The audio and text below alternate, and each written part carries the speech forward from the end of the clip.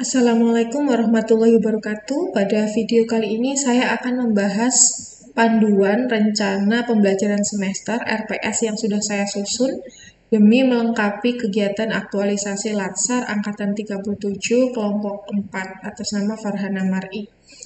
Baik, ini adalah dokumen RPS yang sudah saya susun berdasarkan konsep OBE atau Outcome Based Education, di mana konsep OBE ini mencerminkan bagaimana CPL atau capaian pembelajaran lulusan bisa dicapai oleh mahasiswa didasarkan pada beberapa mata kuliah yang didapatkan.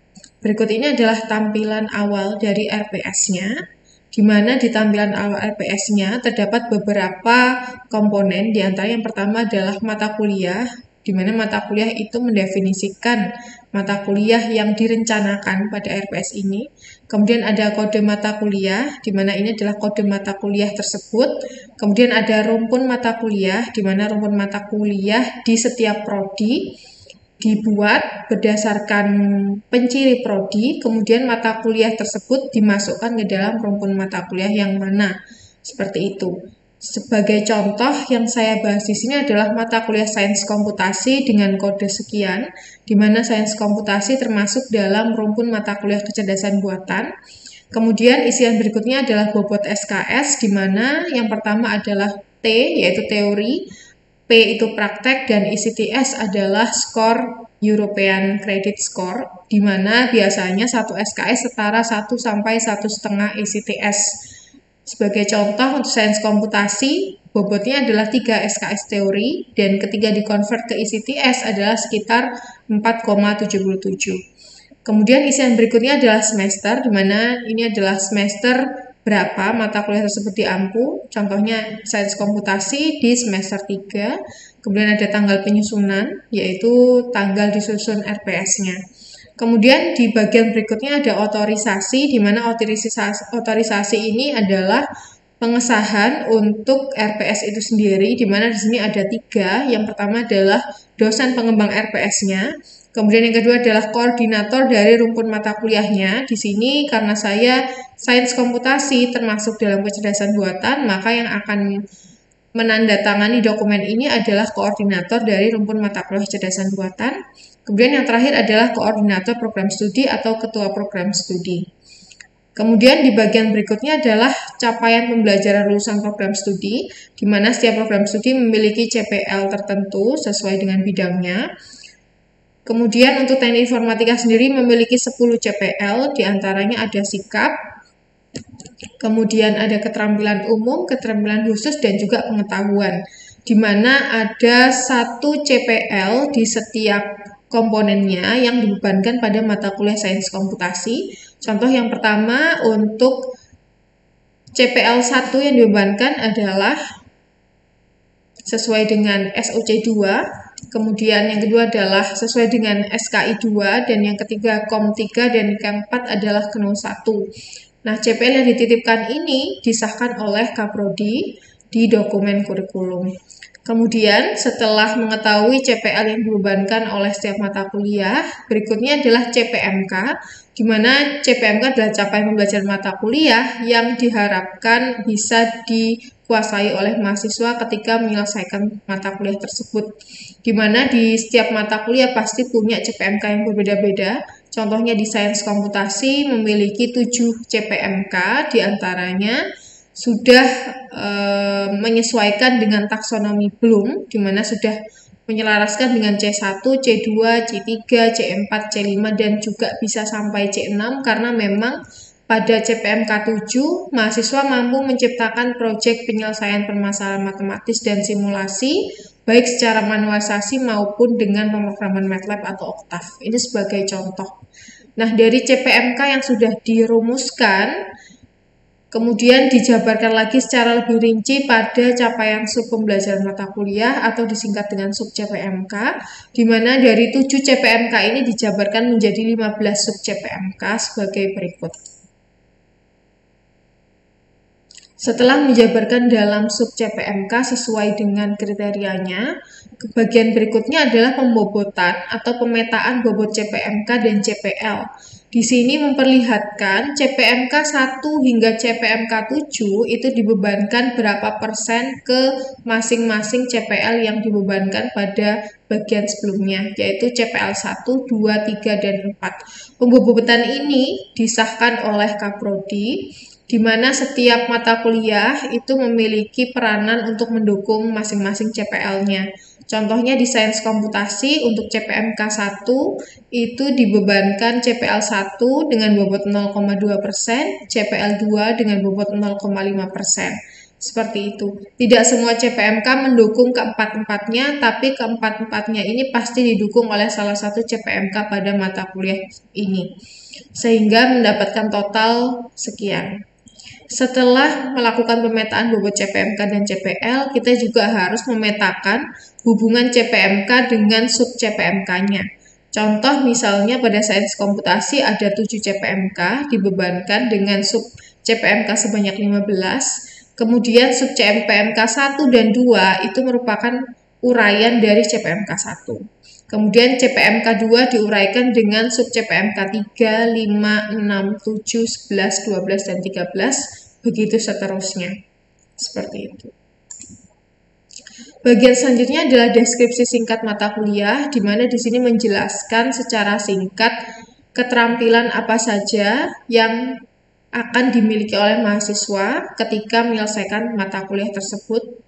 Kemudian ada materi pembelajaran atau pokok bahasan, uraian materi yang digunakan selama perkuliahan. Kemudian ada pustaka. Nah, di sini pustaka terbagi menjadi 3. Yang pertama adalah pustaka utama, ini referensi atau buku utama yang digunakan dalam perkuliahan. Kemudian ada pendukung, di mana pendukung ini juga sama, merupakan buku yang digunakan untuk mendukung mata kuliah sains komputasi. Dan yang terakhir adalah yang terbaru, yaitu integrasi publikasi penelitian atau pengabdian kepada masyarakat, di mana di sini bisa jadi buku ajar, kemudian publikasi penelitian, dan publikasi pengabdian kepada masyarakat dari dosen yang selaras dengan mata kuliah sains komputasi. Di sini saya mengambil 3 buah publikasi dari dosen pengampu Bapak Ervin dengan judul penelitian sebagai berikut, dan juga penelitian saya dengan judul penelitian sebagai berikut ini. Kemudian selain itu ada juga media pembelajaran dibagi menjadi 2, software dan hardware apa yang perlu dipersiapkan untuk pembelajaran. Karena di sini saya mengampu sains komputasi, maka softwarenya adalah MATLAB dan juga Octave. Kemudian hardwarenya adalah LCD dan laptop. Selain itu, kemudian ada dosen pengampu, diisikan dosen siapa yang mengampu mata kuliah ini. Di sini ada 2 dosen, kemudian juga ada mata kuliah prasyarat, yaitu mata kuliah yang harus diambil sebelum menempuh satu mata kuliah itu. Dan yang terakhir ada alokasi waktu, di mana alokasi waktu ini dihubungkan dengan jumlah bobot SKS-nya, di mana satu SKS itu memiliki beban 1 kali 50 menit tatap muka, kemudian 1 kali 50 menit penugasan terstruktur, dan 1 kali 50 menit pembelajaran mandiri. Jika itu 3 SKS, maka tinggal dikalikan 3, seperti itu. Kemudian ada juga evaluasi penilaian, di mana evaluasi penilaian pada outcome based education itu dibebankan pada yang pertama aktivitas partisipatif di setiap pertemuan, kemudian ada penilaian penugasan, kemudian ada tes tulis 1, dan juga penilaian project, di mana 4 penilaian ini dibebankan untuk setiap CPMK, sehingga setiap CPMK 1 hingga 7 itu evaluasinya bisa didasarkan dari keempat poin ini. Bisa salah satu dan bisa semuanya. Contoh misal CPMK 1, penilaiannya akan dibebankan pada aktivitas partisipatif sebesar 9,52%, penilaian penugasan sebesar 9,52% juga, dan juga tes tulis 1 sebesar 12,5%. Perbedaan bobot di sini tergantung pada hubungan dengan sub CPMK-nya. Semakin banyak sub CPMK dari sebuah CPMK, otomatis bebannya juga semakin besar. Seperti itu. Sama halnya dengan juga CPMK 2, 3, 4, 5, 6, dan 7 secara berkelanjutan. Contoh misal CPMK 7 adalah mahasiswa mampu menciptakan proyek, sehingga di sini penilaian terbesarnya ada di indikator penilaian proyek, yaitu sebesar 18%. Kemudian setelah semuanya ditotal, akan dilakukan pembobotan lagi, yaitu bobot secara general, di mana bobot secara general aktivitas partisipatif adalah 10%, penilaian penugasan adalah 30%, dan tes tulis 1 30%, begitu juga dengan penilaian project yaitu 30%. Sehingga dari bobot general inilah nanti akan di convert ke dalam penilaian secara utuh seperti itu. Kemudian ada juga untuk pemaparan setiap minggunya. Contohnya di sini minggu pertama, kemampuan akhir atau sub CPMK yang dibebankan pada satu pertemuan itu. Di sini contohnya ada 2 sub CPMK yang dibebankan. Kemudian bahan kajian materinya, materi, kemudian juga ada pustakanya. Kemudian ada metode dan bentuk pembelajarannya. Di situ ada case-based learning, ceramah, diskusi kelompok, dan juga penugasan. Kemudian untuk penilaian, indikatornya yang digunakan untuk menilai sub CPMK 1 dan sub CPMK 2. Kemudian ada kriteria dan bentuknya. Contohnya di sini bentuknya adalah aktivitas partisipatif dan penilaian penugasan seperti pada tabel sebelumnya, di mana bobot penilaiannya untuk sub CPMK 1 aktivitas partisipatifnya adalah 4,76%. Penilaian penugasannya adalah 4,76% juga. Kemudian sub CPMK 2 juga sama, aktivitas partisipatif dan penilaian penugasannya sekitar 4,76%. Di mana bobot penilaian ini didasarkan pada tabel sebelumnya. Contohnya misal CPMK 1 itu dibedah menjadi 2 sub CPMK, yaitu sub CPMK 1 dan sub CPMK 2, sehingga 9,52% ini dibagi 2 menjadi 4,76% setiap CPMK-nya. Maaf, setiap sub CPMK-nya. Seperti itu. Kemudian dilanjutkan dengan minggu kedua, juga disesuaikan dengan sub CPMK yang dibebankan pada pertemuan tersebut. Contohnya di minggu kedua sub CPMK 3, materi yang diberikan dan juga metode pembelajaran dan bentuknya juga disesuaikan. Karena di minggu kedua sudah ada satu mini project, maka metode pembelajaran di pertemuan kedua itu ada project based learning. Kemudian untuk kriteria dan bentuk penilaiannya juga didasarkan pada mini project sains komputasi, contohnya dengan penilaian sub CPMK 3 adalah sebesar sekian.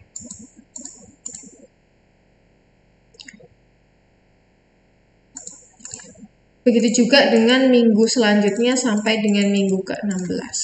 Jadi seperti itu secara lebih lengkapnya. Nanti akan saya lampirkan pada keterangan video panduan pengisian RPS yang sudah saya susun. Sekiranya apa yang saya jelaskan masih belum jelas, bisa dicek kembali di panduan tersebut. Di dalam video juga akan saya linkkan untuk template RPS UBE-nya yang bisa digunakan untuk mata kuliah yang lain. Baik, terima kasih. Hanya itu yang bisa saya sampaikan. Saya ucapkan terima kasih atas perhatiannya. Wassalamualaikum warahmatullahi wabarakatuh.